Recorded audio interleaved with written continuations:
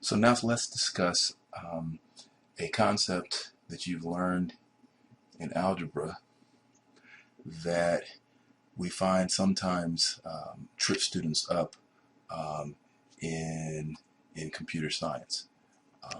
And this concept is about the assignment of values to variables.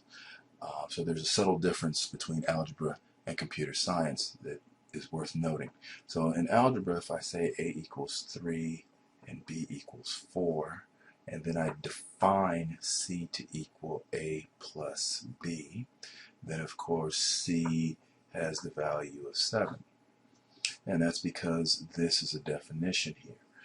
Furthermore, if I change a to 5, then that effectively, because this definition is how C is defined now, henceforth, and forevermore, then C now gets the value of 9. And that's in algebra. Now, in computer science, there's a bit of a difference, and this is because of the way that variables are assigned, which I'll talk about in a second. But if I did a equals 3 and b equals 4, and I say C equals a plus b, then of course C does have the value of 7. But if I change a to 5, C still retains the value of 7 because this is not a definition here, it is an assignment. And because this is an assignment, instead of a definition, C only gets assigned this value at this time. It is not a definition or rule. The other way to think about it in terms of what the computer is actually doing. Variables are names of memory locations. And so let's say in memory we have these locations, one for a memory location called A, a memory location called B, and a memory location called C. So this statement here assigns the value 3 to memory location A. This statement assigns the value 4 to memory location B. And this statement takes what's in memory location A, which is 3, and takes the value in memory location B, which is 4, adds them together, performs this math operation, addition, adds them together, and then puts the result into the memory location C. And so that in this case, the value 7 goes into memory location C, which we get here. Now, if I change the value that's in memory location A from 3 to 5, that has no effect on memory location C because nothing more has been assigned to memory location C. So this is by assignment. In fact, the better way to read this instead of A equals 3 is that memory location A gets 3, memory location B gets 4, memory location C gets A plus B. And then here, which means C equals 7. And then if I say A gets 5, that's still, since I have not made another assignment to C, then C remains 7, which is what it was assigned here.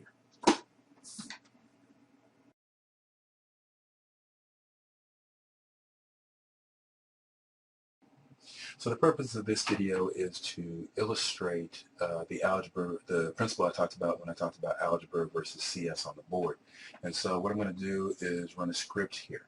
But before I run that script up here, I want to clear out all this information down here, all the information over here, and all the information over here. Sort of start with a clean slate. So to clear just this window, the command window, I type in CLC, and that clears the command window. If I want to clear the workspace over here, because I have some variables assigned over there, I type in clear ALL, all. And when I hit enter, you notice that goes away. And if I want to clear out my command history, I put my cursor over here, right click, and then hit clear command history, and it goes to verification. I hit yes. So now I have sort of a clean slate here. And if I wanted to go all the way and get rid of clear all again, if I do CLC, then that will go as well. So, so there we go. So now I'm going to write the same script that I wrote on the board, A equals 3, B equals 4, C equals A plus B. And I'm going to put semicolons on there. Now let's talk about the semicolons. What semicolons do is keep MATLAB from printing stuff that happens up here down in the command window. So by putting those semicolons there, they actually suppress that output, and those values won't show up down here. If I put a C there without any semicolons, then that value for C will print out down here in the command window. And that's what I want to do. At that point, I want to see the value of C. It will also show up over here in the workspace. And then what I want to do is do A equals 5, semicolon, and then C again. All right? So I'm going to run this. Now, I've already saved it, but I'm going to run it. And when I run it, a couple of things happen. If you look over here to the right, it shows in the workspace, it shows the values of A, B, and C here. And if you look down here in the command window, it shows the two values where I don't have semicolons after the C. And so it shows the value of C equals 7 and C equals 7 there, which implies that the value of C didn't change even though I did change the value of A on line 5. Now, I want to focus my attention over here on the workspace. If you notice, this is showing me the values of the variables after they've run. But what if I want to see the values of the variables while the program is running? Well, there's a way to do that. And there are actually several ways. The basic way is what I'll do is come over here, and if you notice in the editor, there is the line number. So these are the line numbers, so it's easy to refer to line numbers in your program. And then between the line numbers and the actual window where you type text, there are these little bars, these little lines, they're like hyphens. If I come there and I click on that, they actually put a red dot there. And what that red dot means is that's what's called a breakpoint. And what a breakpoint does is that while the program is executing, the program will actually stop at a breakpoint. And you can then see what the values of variables are while you're going through the program. Okay, so what I'm going to do is set those, and then I'm going to come back here and clear everything again. So we start with a clear slate. Oops, that's wrong. All right. Okay, so now I'm going to, I cleared all my breakpoints. Let me go back and set them again. Okay, so now I have my breakpoints set. Now when I do run, if you notice what's happened is now I have a little green arrow here. And it says, okay, it's getting ready to execute that line. And so to make it go forward, there's a button here that allows you to step through the function. So, or I can hit F10 or step through this script in this case. So when I click that button, if you notice that line just executed. And if you notice over here, A just got assigned the value of 3.